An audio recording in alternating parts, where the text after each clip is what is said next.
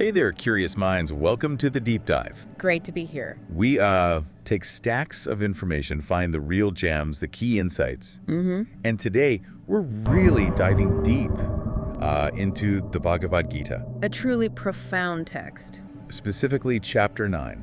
It's known as Rajvidya Rajguhya Yoga. That's right. So they call this the king of all knowledge. And the most confidential secret. High praise. It really is. Yeah. So our mission kind of is to unpack that. Why this chapter? Yeah. What's so special? What's the timeless wisdom here about, connecting with the Supreme? Well, exactly. And I think the kingship comes from its directness. Directness. Yeah, this chapter lays out not just philosophy, but really practical ways for anyone, really, seeking connection. Okay. It tackles the nature of the Supreme Being head on. And maybe most importantly, it talks about devotion in a way that's, well, incredibly accessible. Accessible to everyone. That sounds key. It really is. It cuts through a lot of barriers you might expect. Yeah. Okay, so let's start there then. King of all knowledge. How does it actually introduce the Supreme Being? What's the first big idea? Right. So it starts with this kind of paradox. Oh. It says the Supreme Being is omnipresent everywhere, pervading the whole universe. And here's the twist, also distinct. Distinct? How so? The text says something like, this entire world is pervaded by my unmanifested form. All beings are in me, but I am not in them. Okay, I am not in them. That needs unpacking. Yeah, think of it like maybe water and ice. Ice is made of water, it's filled with it. Right. But the water itself isn't really contained by the ice in the same way. It's the source. Or like air in the sky. Exactly. The air is always in the sky. It comes from the sky, but the sky isn't in the air, if that makes sense. Sort of, yeah. So the Supreme sustains everything. Sustains it all. But Yeah. remains separate, untouched by the material world itself. Precisely. Pervasive yet unattached. That's the core concept there. Wow, okay. That is a huge idea to grapple with. Yeah. So how does this pervasiveness yet detachment play out, like in the big cosmic picture? Creation, destruction, all that. Right, so connecting it outwards, the Gita explains these huge cosmic cycles. They call them kalpas. Kalpas, right. Massive timescale. Unimaginably long.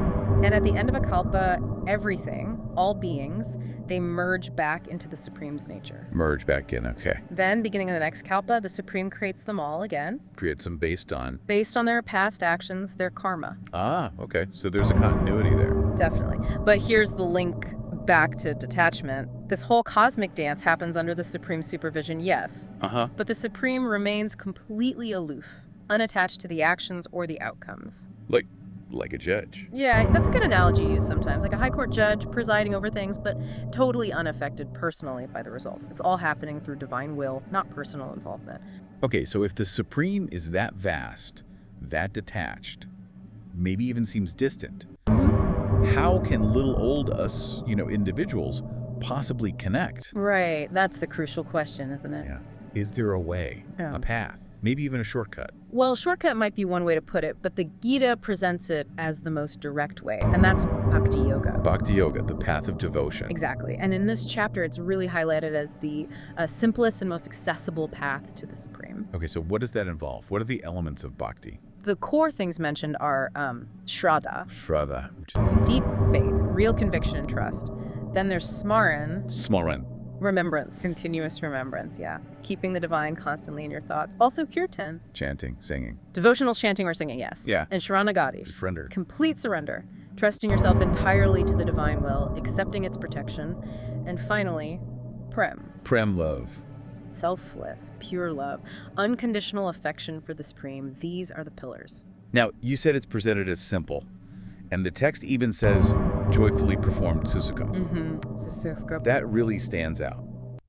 In a spiritual context, things often seem difficult, demanding. Right. So what makes this devotion so powerful and so effective, even, as the text says, the purest and most excellent pavitram uttamam, especially for someone who feels maybe unworthy? That's a really key insight of this chapter. Its power, its purity, pavitram uttamam, comes from its directness and its internal nature. Internal. So not about elaborate external things? Less about that, yes. It's about the heart's orientation. The chapter stresses Bhakti's incredible purifying power. It says it dissolves all karmic reactions. All of them. like past, present, future. Accumulated, currently playing out, even the ones just in seed form, all gone through sincere devotion. Wow. Is there an example of this? There's a classic one, Narada Muni. Okay. In the stories, he was born to a maidservant, didn't have formal schooling or high status, but he attained the highest spiritual realization just by serving great devotees, listening to them, even eating the remnants of their food. So just through service and association. And the devotion that grew from that, yes. It highlights that susukam quality is joyfully performed or easy because it's about sincere feeling, not your social standing or scriptural knowledge. And the offering itself doesn't need to be grand. Not at all. The Gita famously says the Supreme accepts even a leaf, a flower, a fruit, or water if offered with love and devotion. Regardless of wealth or status. Absolutely. The value is purely in the love, the bhakti behind it, not the material cost. That's incredibly democratic in a way. It is. And crucially, this devotion isn't just a temporary fix to get liberated. Right. It's described as eternal. It's a state you remain in even after achieving liberation. It's the end and the means. That idea of universal access, that the devotion itself is the key. It's very powerful. It really is. But it does bring up a question many people have. What about other paths? Other forms of worship, maybe people devoted to other deities. Is their effort, wasted? The Gita addresses this directly. It says worship of other deities ultimately reaches the Supreme too, because the Supreme is the source of everything. Okay, so it's not entirely off base. Not entirely off base, but it's considered a vidi purvakam, kind of performed improperly or without full knowledge. Improperly, why? Because it misses the direct understanding of the Supreme Being as the ultimate enjoyer of all sacrifices, the ultimate master. Think of it, the text suggests, watering the leaves and branches of a tree. Instead of the root. Exactly. The tree gets some water that way, sure. But watering the root is the direct, efficient, complete way to nourish the whole tree. That's a great analogy. So it implies different results then, depending on where you direct that worship. Yes, the Gita is very clear about the outcomes. What does it say? It states that those who worship the devas, or deities, go to the realms of the deities. Those who worship ancestors go to the ancestors. Those focused on spirits go to the spirits. Right. But, and this is the key point, those who worship the Supreme directly, they attain the Supreme. So your destination matches your focus. Precisely. It's a direct consequence of where your devotion is ultimately placed. Okay, this sounds wonderful for, the virtuous person, someone already on a good path. But what about someone who feels, like they've really messed up? Someone who thinks they've lived a life full of serious mistakes, even sins. Is bhakti still open to them? Is there hope? This is honestly one of the most striking and frankly compassionate parts of the chapter. Yeah. It gives this incredible assurance. It says even if someone commits the most grievous actions, if they then turn and worship the Supreme with exclusive devotion, undeviating focus, they should be considered righteous. Considered righteous, even with those past actions. Yes. Because their resolve, their determination to connect with the Supreme now is what matters. Their trajectory has changed completely. That's quite radical. It is. And then comes this definitive promise. Kanteya pratijanihina me bhakta pranashati. O son of Kunti, declare it boldly, my devotee never perishes. Never perishes, wow. It's a powerful guarantee, and it gets even more inclusive. How so? It explicitly lists groups that were often marginalized. Women, Vaishyas, merchants, Shudras, laborers, and even those born in what were considered sinful wombs, Papayanaya. It says all of them can attain the Supreme destination. Simply by taking refuge in the Supreme through devotion. Simply by taking refuge, it completely overrides social status, birth circumstances, past deeds.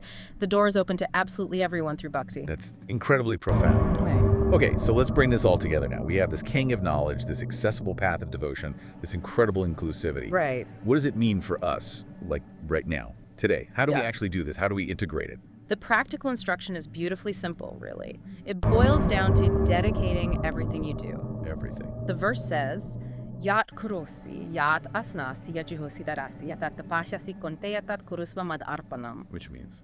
Whatever work you do, whatever you eat, whatever you offer and sacrifice, whatever you donate, whatever austerity you perform, do it as an offering unto me. Offer everything. Yeah. Work, food, charity. Your whole life, basically. This is the principle sometimes called yukta vairagya. Yukta vairagya. Yeah, it means like engaged detachment, Yep. acting in the world, doing your duties, but without being attached to the results and offering the action itself to the divine. So you're not running away from life. You're transforming your engagement with life. Exactly. You consciously dedicate all your activities, and by doing that, Yes. you become free from the bondage of karma, both good and bad results. Because you're not acting for your results anymore. Precisely.